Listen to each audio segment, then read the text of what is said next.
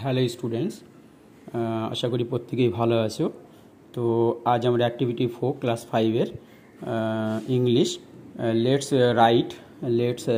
Right a or an or the in the boxes below.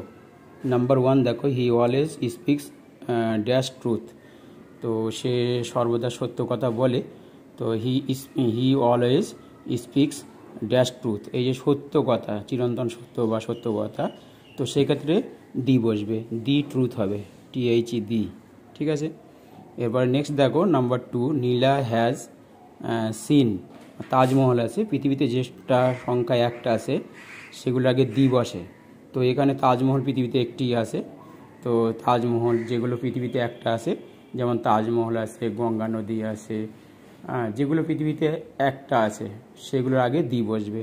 The Victoria Memorial হল, দি কোরআন, দি Bible, দি তাজমহল। এখানে আছে দেখো তাজমহল, তাহলে দি তাজমহল হবে। Next, mister Sen is dash honest man. এখানে দেখো এইচ আছে, এইচ কনসোনেন্ট, কিন্তু উচ্চারণটা হচ্ছে না, অনুচ্চারিত এইচ, কিন্তু এই ও আছে ভাওয়েল উচ্চারণ হচ্ছে, সেই জন্য mister Sen is an honest man হবে, তাহলে এখানে অনেস্ট ম্যান হবে। ঠিক আছে, নেক্সট হচ্ছে 4, Amal is drawing dash map of India. Amal আঁকছে, তো এখানে আঁকছে ম্যাপ হচ্ছে কনসোনেন্ট দিয়ে শুরু, তাহলে এ ম্যাপ হবে।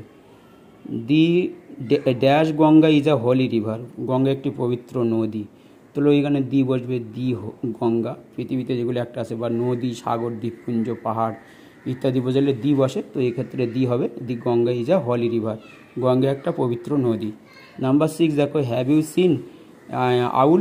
কখনো তোমরা পেঁচা দেখেছো? পেঁচা একটা পাখির নাম, তো এখানে ও দিয়ে শুরু আছে আউল, তো সেই জন্য এখানে অ্যান হবে, অ্যান আউল, কারণ ও হচ্ছে ভাওয়েল দিয়ে শুরু, শব্দের আগে অ্যান বসে, তাহলে এক্ষেত্রে অ্যান হবে। The grandfather gave me dash doll. আমাকে একটা ডল দিয়েছিল, পুতুল, তাহলে এ ডল হবে। যেহেতু এটা ডল হচ্ছে কনসোনেন্ট দিয়ে শুরু, শব্দের আগে এ বসে, তাহলে এখানে এ বসলো। আর এই ও মানে ভাওয়েল দিয়ে শুরু, শব্দের আগে অ্যান হবে, তাহলে এখানে অ্যান বসলো। এবার দেখো, তাহলে বোঝা গেল যে অ্যাক্টিভিটি 8 আমরা let's write a or an or the in the boxes below. Number 1 দেখো, he always speaks dash truth, the truth হবে। নীলা হ্যাজ সিন, নীলা দেখেছে দ্য তাজমহল, দি তাজমহল হবে।